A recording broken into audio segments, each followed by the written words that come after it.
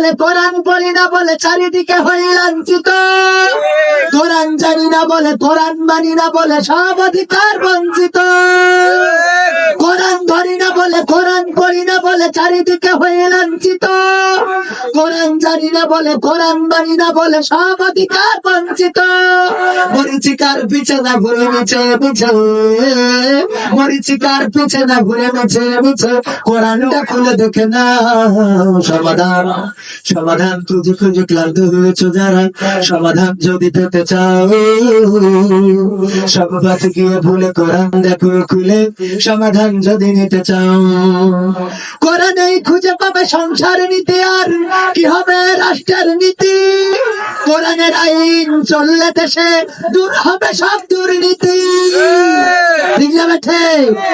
কোরআনের আইন কায়েম হইলে দুর্নীতি দূর হবে না? হবে না? কিভাবে দূর হবে? চোর যদি চুরি করে শাস্তি কি? আমি যশোরের মানুষ, যদি বুঝে হাত নিয়ে এসে ওয়াজ করতাম, ভাইরা আমার দয়া করে কেউ চুরি করবেন না। চুরি করলে হাতের কবজি রাখা হবে না। আপনারা বলতেন হুজুর আপনার হাতের কবজি কই? আমি বলতাম আমার আব্বা আখ লাগাইছিল গ্যান্ডারি কোন সাল, জানেন তো? এই আখ মাড়াই করা মেশিন আমাকে দিয়েছিল আখ মাড়াই করার জন্য, আখ থেকে রস করার জন্য। আমি আখের মধ্যে ওই মেশিনের মধ্যে আখ ঢুকাচ্ছিলাম, ঢুকাতে ঢুকাতে ঢুকাতে ঢুকাতে একটা পর্যায়ে আমার হাত ঢুকে গিয়েছিল। হাত ঢুকে যাওয়ার পরে আমার হাতও রস হয়ে কাটাই হয়ে গুড় হয়ে গেছে। এই জন্য আমার হাতের কবজি কাটা। আমি বুঝা হাত নিয়ে যতই ভালো ভালো কথা বলি না কেন, আপনারা বাড়ি যাওয়ার সময় বলতেন যাই বলো তাই বলো কবির বিন সামাদ কিন্তু চোর ছিল। ঠিক না বেঠে? এই সময় যারা ভোটে দাঁড়িয়েছে 5টা বছর কি করেছে কি করে নাই কে জানে, আল্লাহ জানে। আমার এমপি, সংসদের এমপি জনাব ব্যারিস্টার সুমন, ব্যারিস্টার সুমন নাম শুনেছেন না? ব্যারিস্টার সুমন বলল আমি সরকার থেকে এত পেয়েছি, এই পেয়েছি, এই সরকার দিয়েছে, বলেছে না? বলে তাই ফেসবুকে যখন বলেছে এত পাইছি, এত দিয়েছে সরকার, এই বলার পরে আমার মাননীয় সংসদ সদস্য জনাব কিছু একজন বলতেছে, মাননীয় স্পিকার 3 মিনিটে কিছু হয় না। 3 মিনিটে আমার দুঃখ হলো আমরা কি পাচ্ছি না পাচ্ছি। ব্যারিস্টার সুমন সেইগুলো ফেসবুকে বলে দিচ্ছে। এইভাবে যদি বলে দেয় মাননীয় স্পিকার, আমরা আর মেরে খাতে পারবো না। সবাই জোরে জোরে বলেন সুবহানাল্লাহ। আলহামদুলিল্লাহ। এইভাবে যদি মেরে দেয়, এইভাবে যদি বলে দেয়, মানে ভুল কথাটা বুঝতে পারেননি, ভুল কথাটা তো বলে দেয়। ফেসবুকে যদি সব বলে দেয়, রাস্তা পাইছি এইবার 10 কিলো, টাকা পাইছি 10 কোটি, গম পাইছি 30 মণ, আটা পাইছি 5 বস্তা, তেল পাইছি এত টন বা এত লিটার, তারপরে এত কিছু পাইছি, সব যদি বলে দেয়, তাইলে আমার তালা সাতক্ষীরার এমপি সাহেবের এই অঞ্চলের সংসদ সদস্যরা বলবে এত রাস্তা পাইলা পাইলা রে, তাও তালা শহরে এত ভাড়া কেন? কথা কয় না বলে তুমি বলবে রাস্তা করে গেল, আমার গম করে গেল, আমার আটা করে গেল। ওই যে একবার নাসির হজ্জাব অনেকদিন ধরে গরুর গোশত খাই না, অনেক কষ্টের পরে 1 কেজি গরুর গোশত কিনে এনেছে, এনে বলতেছে স্ত্রী রান্না করো। কতটা বছর হয়ে গেল গরুর গোশত খাইলাম না রে, অনেক কষ্ট করে 1 কেজি গরুর গোশত কিনে আনছি, রান্না করো। স্ত্রী রান্না করতে যাই, স্ত্রী 1 কান 2 কান করে খাইতে খাইতে 1 কেজি শেষ। এরকম স্ত্রী আছে না নাই? এখনকার সময় নাই, কিন্তু আগের সময় ছিল, অভাব ছিল, মানুষের কষ্ট ছিল, সংসারে অভাব থাকার কারণে রুটি ধুয়ানি দিয়ে দিয়ে 3বার 4বার খেয়েছে, এমন ছিল না? ছিল না? যুদ্ধের সময়, যুদ্ধ পরবর্তী সময়ে মানুষের বমি খেয়ে বেঁচে ছিল। সত্য বলছি না মিথ্যা বলছি?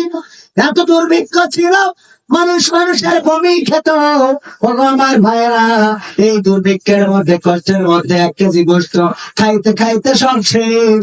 নাসির হোসা গোসল করে এসে কোথায় নদী থেকে গোসল করে এসে সরিষার তেল মালিশ করতে চাই, স্ত্রী বলতেছে নিয়ে এসো একটু মজা করে আজকে গরুর গোস্ত দিয়ে খাবো। স্ত্রী একটা বিড়াল ধরে এনে বলছে যে আমি কতবার করি বললাম এটা ফেলাই দিয়ে আসো, তুমি তো ফেলাই দিয়ে যাও।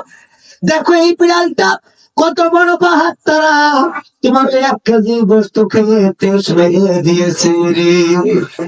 নাসিম মির্জা বলছে সত্যি কি খেয়েছে? আচ্ছা আমার পেছনে নাই কথা, তোমার সাথে বিয়ে করি আমার সংসারে যত আশা আমার বিশ্বাস হয় না। আমার তালাক দিতা খালি তালাক চান, এরকম আছে না? কিছু কিছু হলেই তালাক দিতা পাকানো যাইছো। মেম্বার বিয়ে করিস কষ্ট হয়নি, তালাক দাও মানে তোমার বাছাই করতে যাইয়ে 100টা মেয়ে ধরতে দিয়েছে। আর 100 মেয়ের পিছনে 1000 টাকা খরচ হলে 1 লাখ টাকা খরচ দিয়ে শুধু নির্বাচন করতে দিয়ে ইলেকশন না মানে বউ নির্বাচন। হ্যাঁ, শুধু তো তাই না, এই পরে যে বিয়ে করবে সেই দিন বুঝে রেডি, হঠাৎ দুলাভাই রাত করে বসে গিয়ে দুলাভাই স্পেশাল বলাই না, আবার দুলাভাই তেল মাখাও না, পায়ে তেল মাখাই দুলাভাই আর এত কিছু করি গাড়িতে উঠতে যাই ও ড্রাইভার দরজা খুলছে না, কেন ওর টাকা দিতাম দিয়েছে বিয়ে বাড়ি এসে ওর তো আর সচ্ছে না, ও নাম দেও না, ড্রাইভার লোক কেটে বসে আছে কয়েকটা টাকা না দিয়ে না দিল, টাকা দিয়ে আবার তারপরে এমনি সামনে খরচ আছে না, এত কষ্ট করে বিয়ে করলাম তালাক দেবো পাকাবো পয়সা আছে না? এরপরে নাসির হোসা যখন এগুলি বলছে তালাকের দরকার নেই, বিড়ালটা দাও প্যাকেটের মধ্যে ভরি দাও, প্যাকেটে ভরি নিয়ে এই যে সুজানগর না কি জন্য কি সারা বলে এক বাজারে যেয়ে দোকানে বলছে যে বিড়ালটা টুয়ে যেতে হচ্ছে মিটারে ওজন দিয়ে তাকে বেড়ে লেখে। বাড়ি এসে স্ত্রী বলছে স্ত্রী বিড়াল কি সত্যি বস্তু খেয়েছে? তো বলছে এখনো তুমি অবিশ্বাস করতে চাও? তো বলছে না অবিশ্বাস করছি না, কিন্তু আমার দুঃখ হইল বিড়াল দায় সারা পড়ছে ওজন কি শাহপুর বাজার থেকে ওজন দিয়ে নিয়ে আসলাম মিটারে 1 কেজি ওজন হয়েছে। এখন আমার দুঃখ হইলো এটা যদি সে বিড়াল হয় তাহলে সে বসতো খুব, আর এরা যদি বসত হয় তা সে বিড়াল কথা বলেন। এখন এমপি ব্যারিস্টার সুমন সাহেব উনি যদি সব বলে দেয় তাইলে তালার লোক বলবে সে রাস্তা কই, তালার লোক বলবে সে আটা কই, ময়দা কই, চাল কই, তেল কই, ডাল কই, বিরিজ কই, এই যখন বলা ধরবে ও যখন বলবে যে না এসব কিছু দিইনি, তাই বলবে তার না ব্যারিস্টার মাসুর গিয়েছে তাই সেগুলো ব্যারিস্টার সুমন যদি দিতে পারে আপনিও এমপি সাহেব টাকা দিতে পারবেন না, এর মানেটা কি? কথা কি বোঝা গেছে? এই জন্য বলতেছে মাননীয় স্পিকার, আমরা দেখছি ফেসবুকে ব্যারিস্টার সুমন গরম করে দিচ্ছে, সব বলে ফেলাচ্ছে। এইভাবে বলতে থাকলে আমরা চুরি করব কিভাবে? মাননীয় স্পিকার আপনার মাধ্যমে প্রধানমন্ত্রীর কাছ থেকে জানতে চাই। পাকা মতো টাকা প্রধানমন্ত্রী তো চুরি করা তো নেই, কষ্ট করে ভোটটাই নাই চুরি করেছিস, তাই সব চুরি করবি? এটা সব চুরি করবি কে? কথা কি বুঝে গেছো? কথা বললো আবার তোর হুজুরেরা ওয়াজ করতে দিবে কি? সময়টা তো বড্ড খারাপ, আপনি তো ভাই সব জানেন, বুঝে শুনে কথা বলে ওয়াজের রীতি টানেন, উস্কানি ফুস্কানি মূলক বলবেন না কোনো কথা, এই মঞ্চে রাজনীতি ভাই করবেন না অযথা, আমরাও ভাই কোরআন জানি মানি মোটামুটি, ঝামেলাতে থাকি মাঝে মাঝে নিয়ে ভোটা ভুটি, বক্তব্যতে শিখেছিলাম আলেফ বা তা সা, কোরআন হাদিস মোটেও জানি না এমন কিন্তু না, তাই রাজনীতি চলবে না ও হুজুর, রাজনীতি চলবে না, তাই রাজনীতি চলবে না ও ভাই, রাজনীতি চলবে না। এবার বলছে শোনেন হুজুর, এই মাহফিল ৮ম, এর আগেও 7বার হয়েছে। আমি বললাম তাই কি? বলছে ইতিপূর্বে আমরা হুজুরা নিলাম ঢাকাতে। আমি বললাম তাকে কি? বলছে বাবু খুজুর আজ করিল কত মধুর সুর, কবরতে গেলে পাব 70,000 হুর। এমন ওয়াজ আছে না নাই? গেলে মানে ওয়াজ করলে কোনোদিন হাতে হাত করা লাগবে। ও খুজুর আজ করে কত মধুর সুর, কবরতে গেলে পাব 70,000 হুর। অনেক দোয়া আছে পড়লে কোটিতে সওয়াব, সারা জীবন পাপ করিলেও পেয়ে যাব মাপ। বাপ দাদারে নাজাত দিতে করেছি 40 সাল, আমার বেলায় 4টা গরু গোয়াল ঘরে পোষা। আমি ও ভাই কিছুটা জানি মানি না তা না, ছোটবেলায় শিখেছিলাম আরে বাতাসা। তাই রাজনীতি চলবে না ও হুজুর, রাজনীতি চলবে না, তাই রাজনীতি চলবে না ও ভাই, রাজনীতি চলবে। এবার বলছে হুজুর শোনেন, আপনি মনে করছেন আমরা মানি না, আমরা মানি। আমি বললাম কি মানেন? বলছে হুজুর গো, মিলাদ করি কি আমি করি, যাই বাবার মাজারে, হয়তো একটু বিড়ি টানি শাহপুরের বাজারে।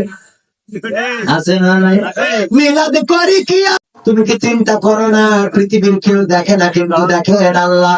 ও আল্লাহ, ওই মুহূর্তে ওই চূড়ান্ত অবস্থা থেকে আমি ফিরে এসেছিলাম তোমার ভয়ে। আল্লাহ গো, যদি তুমি এতে সন্তুষ্ট হয়ে থাকো তাইলে আজকের এই পাথরটা তুমি সরিয়ে দাও। এই বলে যখন ধাক্কা দিয়েছে পাথরটা পুরাটাই সরে গেছে। সবাই জোরে জোরে বলেন সুবহানাল্লাহ। হাদিসটা বুখারীতে আছে, মুসলিমে আছে, ভাই হাকিম শরীফে আছে। ভাইরা আমার, এত সুন্দর করে আল্লাহ রাব্বুল আলামিন, এত সুন্দর করে আল্লাহর কাছে পেশ করার কারণে আল্লাহ রাব্বুল আলামিন পাথরটা সরিয়ে দিয়েছেন, মুসিবত মুক্ত করে দিয়েছেন। তেমনি ভাবে আজকের এই মাহফিলে যারা এসেছেন বসেছেন, আল্লাহ রাব্বুল আলামিন যদি এই মাহফিলটা কবুল করে নেন, আপনার জীবনের গুনাহগুলো ক্ষমা করে তো দিবেনই, পরকালের ময়দানে এই মাহফিলটা আপনার আমার নাজাতের উসিলা বানিয়ে দিতে পারে। বলেন সুবহানাল্লাহ। ভাই, বিনয়ের সাথে অনুরোধ, প্যান্ডেলের ভেতর স্বেচ্ছাসেবকেরা ব্যাগ নিয়ে যাবো, দয়া করে বলে দিলে খুশি হবো। ব্যাগ নিয়ে তো একবার গেছে, আবার ব্যাগ নিয়ে যাবে? হ্যাঁ, আমার ব্যাগ নিয়ে যাবে। ব্যাগ নিয়ে যাওয়ার পরে এখন আমার ভাইদের একটু মানে মূল কথা হলো, আপনারা হয়তো বলতে পারছেন, যারা আওয়াজ শোনাবে মানে কষ্টটা কেন আসছে তা বলি লাভ নেই। মানুষের পেটে তো আর লাঠি মেরা যাবে না, মানুষের পেটে লাঠি মেরে লাভ নেই। আল্লাহ আমার ভাইজানদেরকে কবুল করুন, বলেন আমি। বলা তো শেষ।